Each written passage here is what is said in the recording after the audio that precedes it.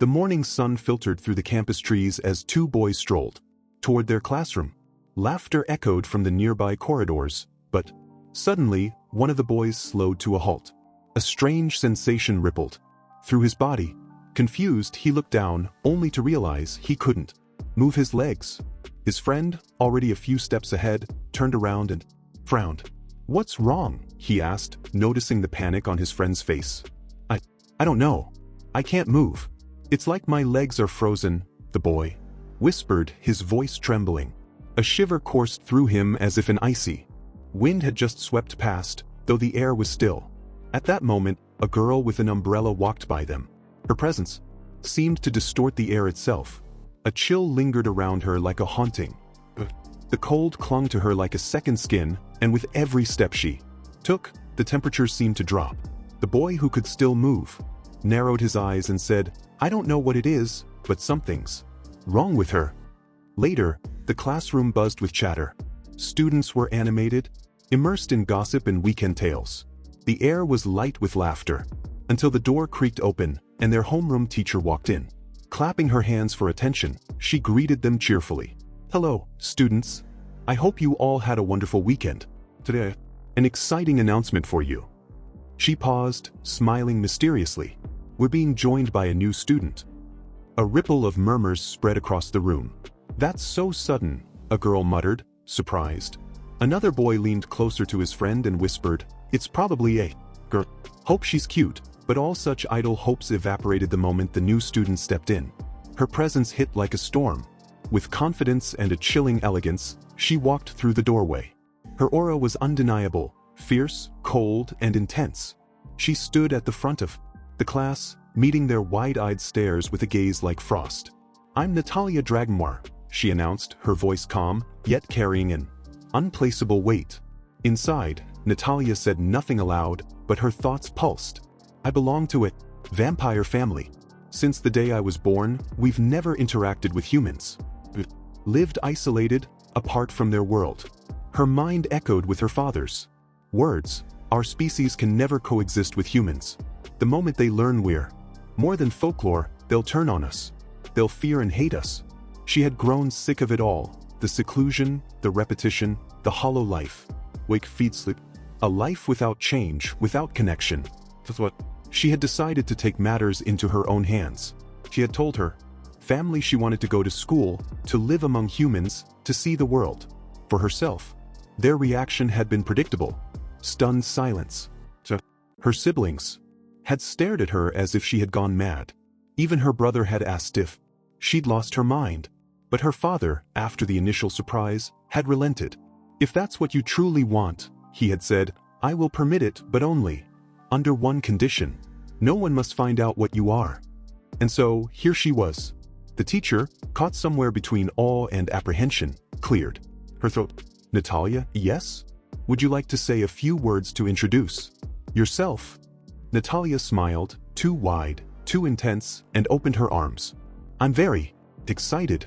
Let's make some great memories together. Shall we?" In her mind, this was how humans built bonds. This meant she wanted to be friends. But the effect was far from what she intended. The students recoiled. Some flinched. Whispers flew like sharp winds. "She's a psycho," someone muttered. "Did that sound like a threat to anyone else?" Another whispered. "Be my friend or I'll kill you vibes, right?" Even the teacher was sweating now. She forced a smile and pointed toward an empty desk. "There's an empty seat in the back. Natalyia, please take it." Natalyia walked calmly toward the seat. A boy was already sitting beside it. She glanced at him thoughtfully. "From what I've learned, the student seated next to you is the prime candidate to become your first friend. Proximity encourages interaction."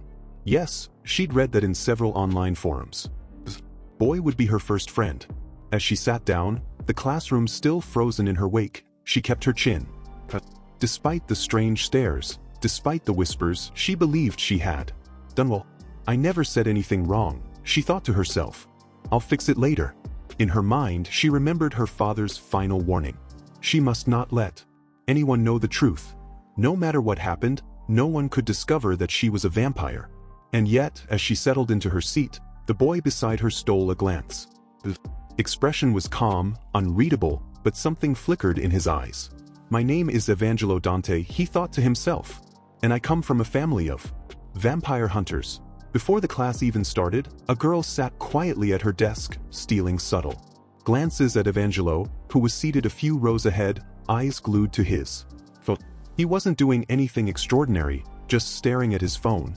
But there was something about the way he sat, the quiet intensity he carried, that made her unable to look away. Her friend, who had been observing her for quite a while, finally gave voice to the unspoken. "Dang, he is looking too hot," even though he's just staring at his phone. Snapping out of her thoughts, the girl turned, slightly startled. "What?" Her friend smirked. "Wasn't that what you were thinking?" Flustered, she waved it off quickly. "It's not like that. I was just wondering. He always looks so engrossed in his own world. I was just thinking what he might be thinking about." What Evangelo was thinking about, however, had nothing to do with ordinary high school musings. As he stared down at his phone, his mind spiraled around a truth few would ever believe. "I'm Evangelo Dante, from a family of vampire hunters. Since the day I started walking, I've been honing my skills for this path. It's the only purpose I've ever known." His fingers tightened around the device. "But to truly become a hunter, one must pass the one must hunt and slay a vampire." But no matter how long or hard he searched, no matter how far his research extended, he hadn't found a single one. Vampires, it seemed, were either gone or too good at hiding. If he couldn't complete his hunt soon, he would become a disappointment, a stain on his family legacy. He shouldn't be wasting his time here in school. He should be out there, chasing leads, uncovering myths, and proving his worth. His thoughts were abruptly interrupted when his eyes caught sight of someone. It was her, the new girl who had arrived that morning, the one who had been seated beside him. She hadn't said much since entering the class, but something about her felt off. Her aura was different, too cold, too ancient. He narrowed his eyes. Could she be? He shook his head. Almost instantly.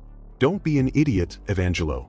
You're just being paranoid still." He couldn't shake the feeling. That nagging voice in the back of his mind urged caution. Driven by a sudden impulse, he slipped his phone slightly upward and discreetly snapped a photo of her. But when he looked at the image, his breath caught in his throat. The screen displayed nothing above her collar.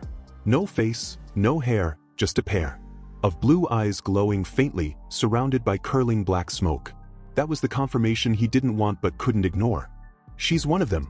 But then another thought froze him. How is she walking under the sun? Vampires, by all known lore, were creatures of the night. Could she be an evolved one? Something newer, more dangerous? Before he could dwell on it further, the bell rang, signaling break time.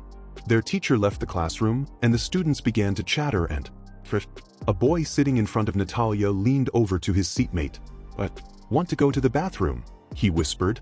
"Be quiet," she whispered back urgently, eyeing Natalyia nervously. "She's listening." She already looked so pissed off. Natalyia, however, wasn't even aware of them. She was staring down at her worksheet, disheartened. The numbers and equations made no sense. Is math so hard? She groaned internally. She hadn't expected school to be this difficult. But maybe this was the perfect chance to ask for help. That's what normal students did, right? Her eyes shifted to the boy beside her. She had seen his name written on some of the sheets he'd dropped earlier. It was Evangelo. He was her seatmate, and according to all the research she'd done about human behavior, the neighboring seatmate was the prime candidate for becoming a friend. He will be my very first friend, she thought, her heart fluttering. Nervously, she hesitated only for a second before reaching out and gently placing a hand on his shoulder. Evangelo jumped out of his seat as though he had been struck by lightning. The entire class turned toward them, eyes wide and curious. Some stared in confusion, others with amusement. Natalyia blinked, unsure of what she had done wrong. Had she touched him too suddenly? But inside Evangelo's mind, alarm bells were ringing. She knows. There was no other explanation. She had approached him on purpose, maybe even to hunt him down. Is she from a powerful vampire clan? Has she discovered who I am? His instincts screamed at him to act fast. He couldn't risk endangering the other students. He needed to confront her somewhere isolated, somewhere he could strike first. And so, pushing away his chair, he stood up and turned to her. With me. Natalyia was stunned.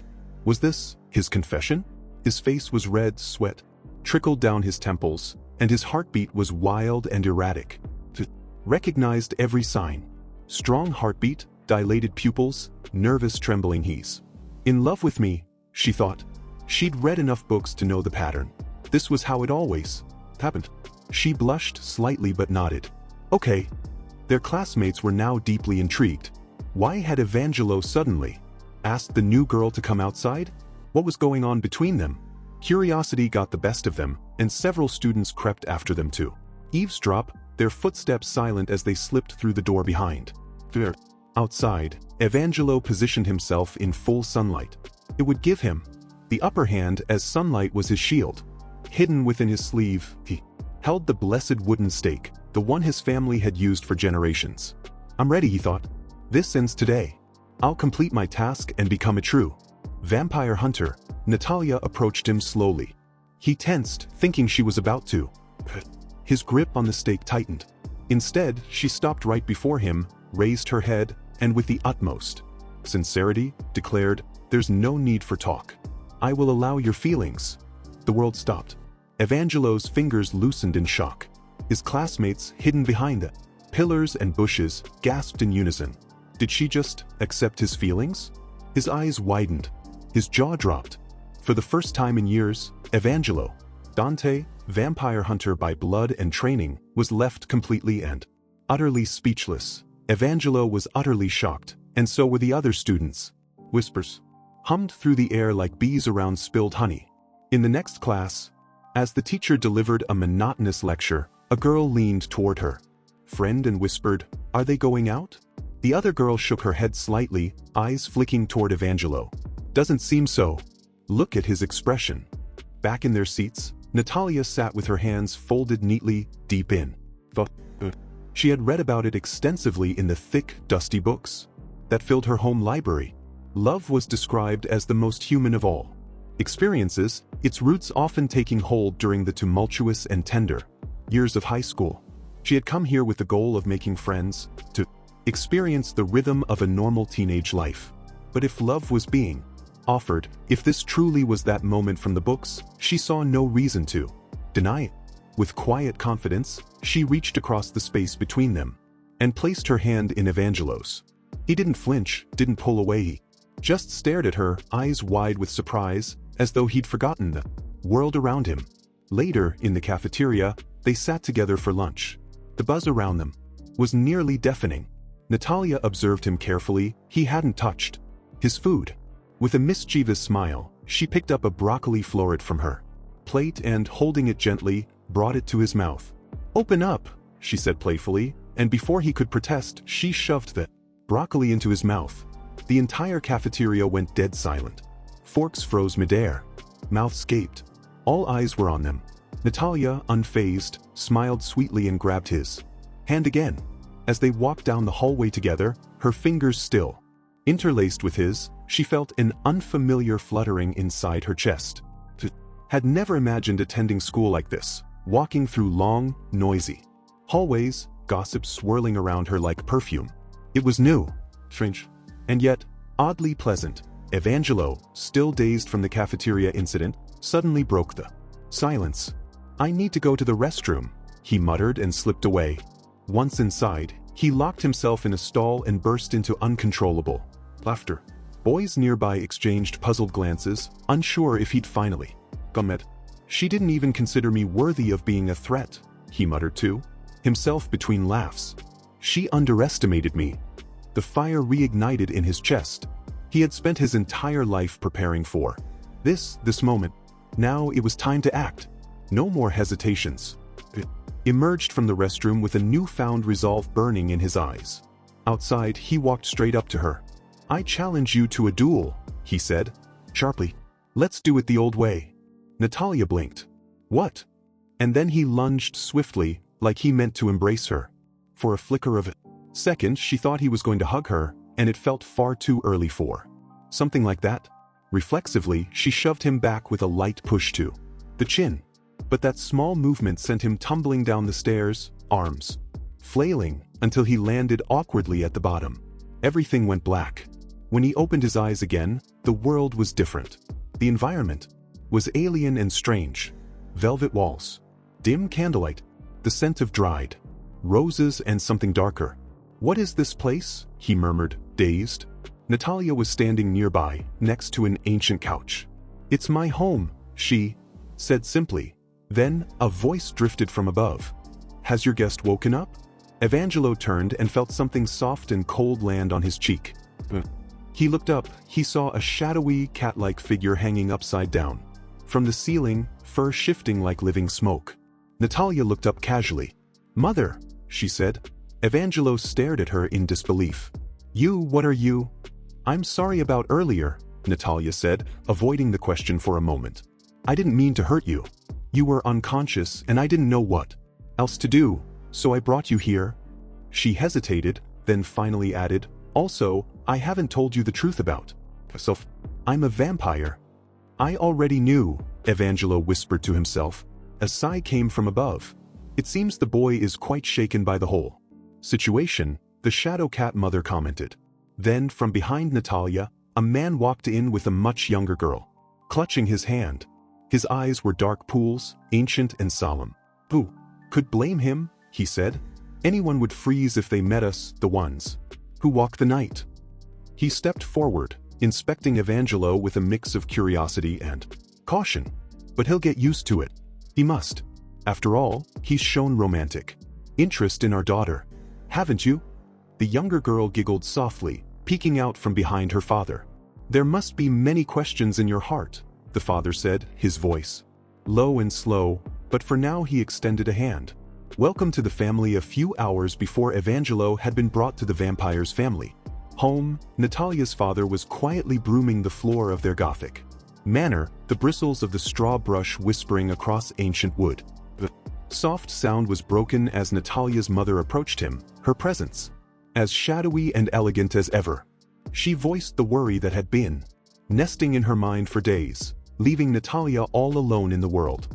He paused, letting the broom lean against his side, and nodded slowly. "I'm worried too," he admitted, his voice low with paternal weight. "Leaving her all alone in the world doesn't sit right with me either. But..." He trailed off, exhaling deeply. "That was what Natalyia wanted. And we agreed long ago that we wouldn't interfere in the choices our children. If they want to explore the outer world, then we must let them." He resumed sweeping but only got a few strokes in before he stopped. Again, thoughtful. "And talking about Natalyia, we know her better than anyone. When she sets her mind on something..." He didn't get the chance to finish. The heavy front doors burst open with a sudden gust of wind, and in stormed Natalyia, dragging a barely conscious Evangelo behind her. The boy looked pale, battered, and barely breathing. With a thud, he was placed onto the couch. "Will he make it?" Natalyia's voice trembled, urgent and strained. Her father approached, eyeing the boy with an experienced gaze. Fractured bones and collapsed lungs, he diagnosed without touching him. "It'll be hard for him to survive." She begged to her father. "Please, do something. You must know a way to save him." He raised an eyebrow. "Why should I go out of my way to save a human?" "He's not just a human," she declared. "He's my boyfriend." He narrowed his eyes. "When did that happen?" "Today." He confessed his feelings. "So we're a couple now. That makes him family too." The room fell into silence for a moment before he finally said, "Then, your mother's concoction might save him now." Hours later, Evangelo sat beside Natalyia, fully conscious but still recovering. She was softly filling him in about how he ended up there and how grateful she was that her mother had knowledge of alchemy, which had helped in healing him. He blinked, trying to absorb it all. Alchemy? Potions? What nonsense is that?